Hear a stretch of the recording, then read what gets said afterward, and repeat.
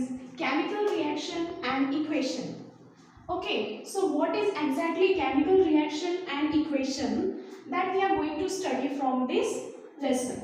Okay students, so what is a chemical reaction? Chemical reaction is nothing but whenever the reactant and product they combine to form a product, so that is nothing but chemical reaction. Now what is a chemical reaction? Exactly how it is going on in life, we can say in our body various chemical reactions it is going on. In nature also we see different living organism and the living things, they are giving us the chemical equations, we can say chemical reaction it is going on. So how it is happening in day-to-day life, that we are going to see from this, how we are writing the chemical reaction in a chemistry. So before starting to the description, I would like to say that is what is a chemical reaction. So definition I have written here, a process in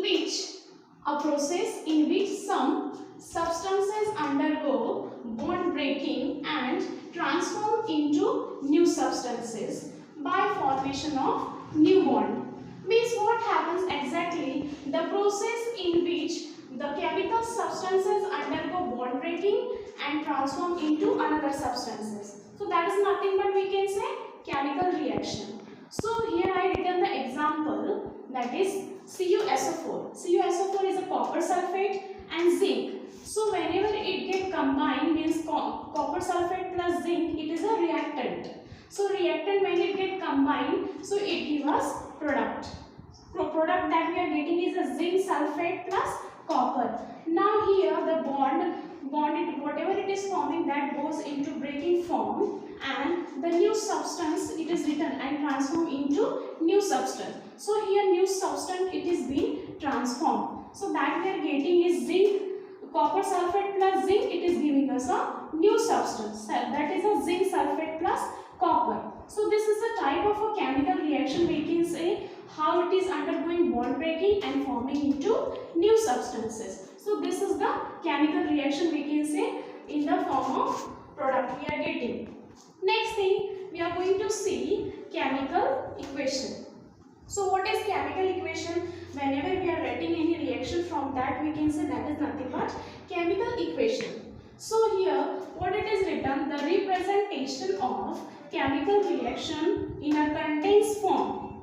In a condensed form using chemical formula, it is nothing but we can say chemical equation. So here I wrote the other example, we can say, so that is nothing but we can say it is a type of a chemical equation. Means what happens students here, I wrote here copper sulfate plus zinc. So what happened here, copper sulfate it is getting replaced. Means what happens, Zn and SO4 it is getting combined. So it is getting condensed, we can say that is Zn, SO4 it is getting condensed. So copper it is getting separated. So that is nothing but condensed form. So that we can say it is a chemical equation. Okay. Next thing we are going to see that other example, that is a calcium carbonate on heating. It is giving us the product calcium oxide and carbon dioxide.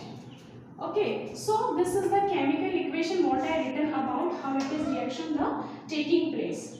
Now to write the chemical reaction and chemical equation, there are some rules. So what are that rules? What are the symbols it is indicating to write various rules and regulations? So that we are going to see whenever we are writing the chemical reaction. So rules to write reaction. So here I written this various symbols, we can say. So here that is the plus symbol. So students, why we are writing the plus symbol in the reaction? So written here, that is indicate to write when two reactant and product are there. Means whenever we are writing any reaction, so in that whenever two reactants are there or two products are there, that time we are writing plus sign. Next thing, GLS. GLS is nothing but gaseous form, liquid form and solid form. So whenever we are taking the reaction in the laboratory, when we are performing the reactions, so some substances are there or solutions are there or solids are there. So that is the short form it is given. G is gaseous form, L is liquid form and S is solid form. So to write that we are writing as a symbol GLS, means solid, liquid and gas. That is. Next thing here upward arrow. This is the another symbol we can say. So what is upward arrow? It is indicating whenever in reaction we are writing the product that is in gaseous form we can say. So that time we are writing as a upward arrow we are showing that is. So here I written as CO2, here the carbon dioxide it is forming. So that's why here gaseous form it is forming. So that's why I written here upward arrow in the reaction. Now downward arrow. Why we are writing downward arrow? Whenever in reaction insoluble substances are there, we can say solid or precipitate. So that time we are writing a downward arrow. Means what? In this example we are able to see AgNO3 that is silver nitrate. So it is insoluble. After reaction it is forming insoluble product. That's why we are writing here downward arrow. So it means whenever insoluble or solid or precipitate is there, that time we are writing downward arrow. Now AQ. AQ means what exactly? Whenever the solution it is in water form or solution form, so that time we are writing as a aqueous solution. Okay, so aqueous solution means here I written copper sulfate, that is nothing but aqueous solution, means it is in liquid form we can say, or it is in a solution form. That's why we are writing AQ. AQ is nothing but we can say aqueous solution. So students, here example it is very well explained. AgNO3 is nothing but aqueous, that is a silver nitrate, plus NaCl is a sodium chloride, and after reaction it is giving AgCl, that is a silver chloride, and NO3 is the end product that we are writing, that is a silver nitrate. Na is a sodium and NO3 is a nitrate. So in this way we are getting the end product we can say in the two form. Next thing, how to write product. So we are going to see how to write various products. That is the first I written here, this is ammonia, and next is a hydrogen chloride. Ammonia and hydrogen chloride it react to give us the product ammonia chloride.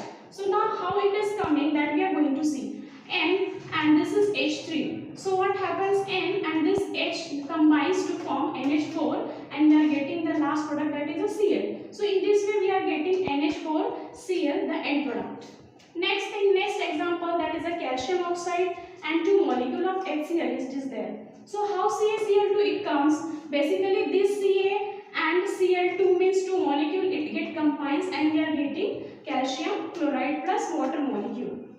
Next it is the third example, hydrochloric acid and NaOH, that is a sodium hydroxide and hydrochloric acid it combines to form sodium chloride. Now how sodium chloride it is coming, that is Na and Cl it get combines, and we are getting the HOH and H, this is the molecule of water. So in this way we are writing the product how it is coming, by combining different reactant and product after the reaction. Thank you all of you.